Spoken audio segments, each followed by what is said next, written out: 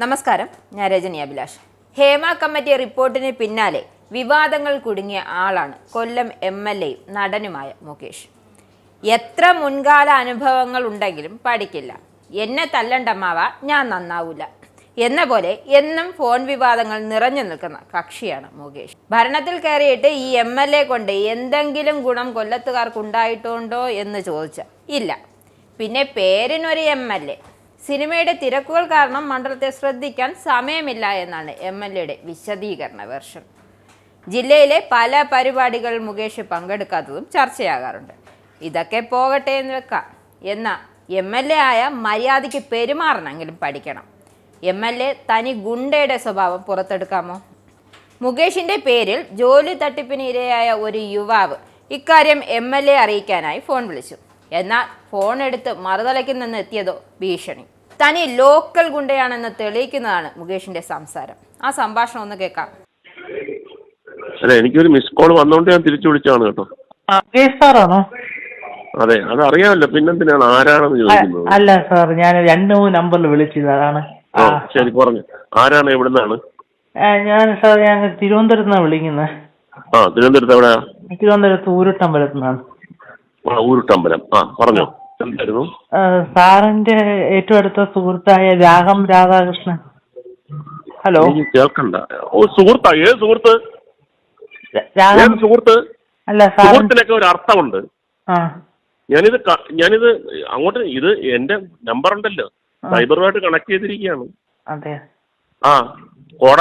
കോടതിയുടെ തീരുമാനമാണ്, സൈബറുമായിട്ട് കണക്ട് ചെയ്തിരിക്കുകയാണ്. അതെ സാർ, ആള് വരും. എന്താണ് ചോദിക്കാൻ? സുഹൃത്താ? അല്ല, ഞാൻ വാർത്തയിലൊക്കെ കേട്ടോണ്ട് അറിയാതെ. നിർത്തിക്കോ, ജീവൻ വേണമെങ്കിൽ നിർത്തി പൊയ്ക്കോ കേട്ടോ. വാർത്തയിലാണ്, വീട്ടിൽ വന്നും അടിച്ച് പിരിക്കുന്നില്ലേ സാർ? ഞാൻ അങ്ങനെയല്ല സാർ, വാർത്തയാ. ഇപ്പൊ വരും. എന്റെ മേഴ്സിയിലാണ് ഞാൻ പറയുന്നത്.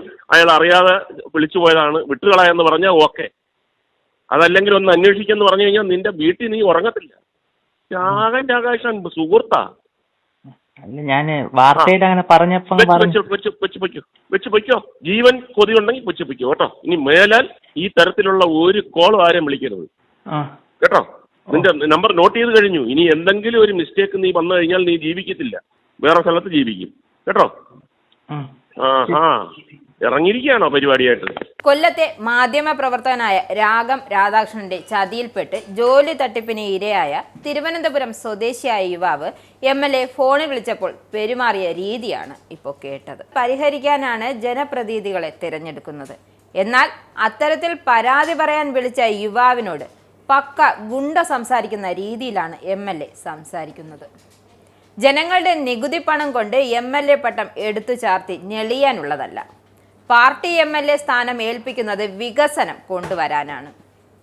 ഗതികെട്ട് വിളിച്ച യുവാവിനോട് എന്താണ് കാര്യമെന്ന് തിരക്കാനുള്ള സാമാന്യ വിവരം പോലും MLA-ക്കില്ല. ഊരുട്ടമ്പലം സ്വദേശിയായ ഗൗതം തനിക്കു പറ്റിയ ചതിയെക്കുറിച്ച് അറിയിച്ച് നിയമ നടപടി സ്വീകരിക്കാനാണ് വിളിച്ചത്.